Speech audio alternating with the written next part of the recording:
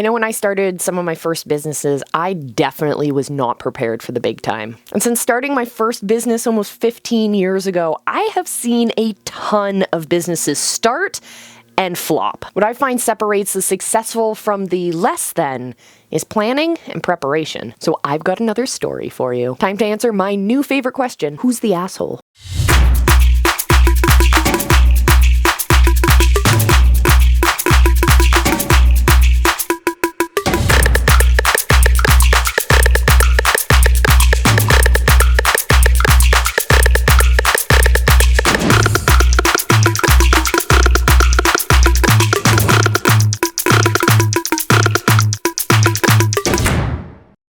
Today's story has to do with a small family-run business, and I think you guys are going to get a kick out of it. Again, most of the identifying information has been stripped out, so we can get down to the nitty-gritty and the juicy. You let me know which of these people you think is in the wrong. I'm going to pull up the story here so you can follow along. I, 23 female, have never gotten along with my mother. Oh, this is a good start. My whole life, she made it clear that she has a problem with just about everything about me, and she is often cruel and aggressive, especially when no one was around. We're getting better at tolerating one another as I get older, but our relationship is still non-existent, and I'm starting to accept that it's just never going to happen. Hold on with me, I promise this has to do with business. I left home at 18 and had the happiest 5 years of my life, but I lost my job to the pandemic and started a new job closer to my parents, so I had to move back home while I build myself back up financially. Smart. I'm grateful to my parents for allowing me to move back in while I recover, and I made it clear long before I arrived that I wouldn't be staying for free. I've been paying my way as well as contributing by shopping for all of us and helping where I can around the house. Here's where we start to get to the business parts of it. My mother recently started her own business. Trouble is, she wasn't very well equipped for it as she knows very little about business, finances, or any of the admin necessary for a business to run. She's also somewhat technophobic, but refuses to learn and instead relies on me to do everything for her. She has social media accounts for her business, which I set up, but she always asks me to post on them because she claims not to know how, yet has no problem posting almost obsessively on her own personal accounts. That sounds a bit suspicious. I accepted at first to help her out, but it started to get annoying as the requests became consistent and she became more demanding. Recently, she's also expected me to drive her to and from work and in between appointments. I don't mind helping when I'm available, but she expects me to drop my plans to ferry her around, including my work. I work full-time, including weekends. She has no regard for my work or private life. She'll say, I don't even have a job, and hers takes priority. No, it doesn't. As I type this out, I've refused to post on her socials. It's gone 11 p.m. on a Saturday night, and I'm tired.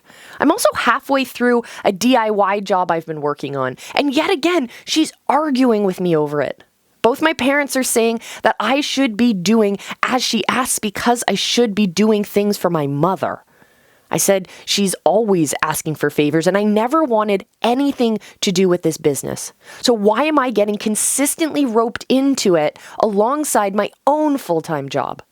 On top of that, the conversation always revolves around her work and takes no interest in me unless I can do her a favor or make her look good in front of other people.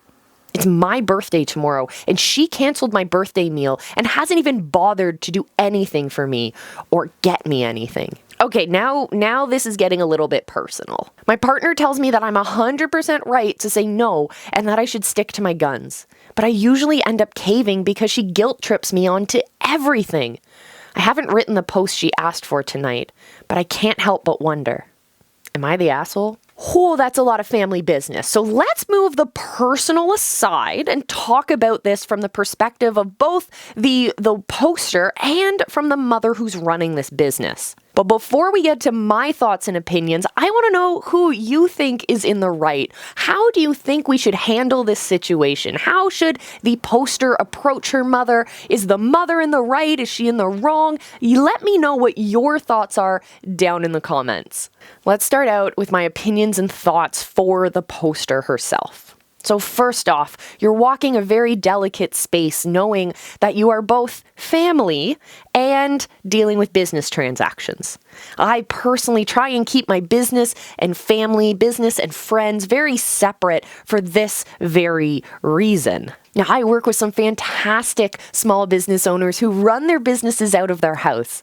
Single moms and moms with multiple kids who maybe work a part-time job to keep some regular income for the family and have started their businesses as a way to supplement that income. One of my favorite people who runs a business runs it out of her kitchen and her basement. She makes all these awesome candy things, and she does utilize her teenage kids to help her create a lot of the social media posts. But she pays her kids to do this. She doesn't just expect them to work in her business for free. Now, I do recognize that older generations see the value of social media, but they don't necessarily feel that they need to pay for that value. All they see is, oh, you're just posting a couple pictures. It should be easy. When in reality, it does take a lot more work than that. It's not just posting pictures. You need to do your research. You need to follow up with your comments. There is much more to your social media management than just posting pictures. But this poster is in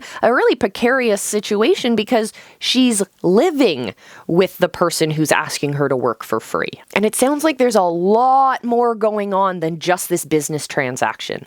And maybe it's not the best place for her to be sitting there, living there at her parents' house if this is the kind of expectation her parents have on her time. It's a tough situation to be in, but my advice for the poster is to go get a new place so you can focus your time on what you need to do. And hey, if you want to do these posts for your mom, then charge her officially, because she's running a business. So it's not like it's just free money, but her mother is able to write it off as a business expense. So if her mom set up her business appropriately, it's not that much money out of pocket in the end. I say no matter if they are your friends, your family members, your loved ones, or your mortal enemies, or someone in between, if they are providing a service for you, you must compensate them in some way, shape, or form. And that compensation should in no way be tangled up and tied in to pre-existing contracts and agreements, like can I stay at your house kind of stuff. Now, whether you agree with me or you disagree with me, if you haven't already hit that subscribe button, here is your opportunity.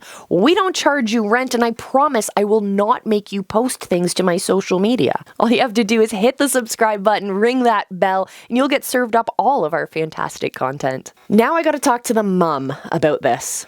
As a small business owner, it is important to understand where you have a skill set and where you lack that ability. It's been noted in this post that the mom is struggling with maybe her admin and her business savviness. That doesn't mean that she's a bad business owner. As one of my mentors says, focus on your superpower and outsource everything else. And that, I feel, is what the mom is trying to do. See, this mom is recognizing that social media isn't her forte. Maybe she's comfortable posting on her personal stuff where there isn't as much research that needs to go into it.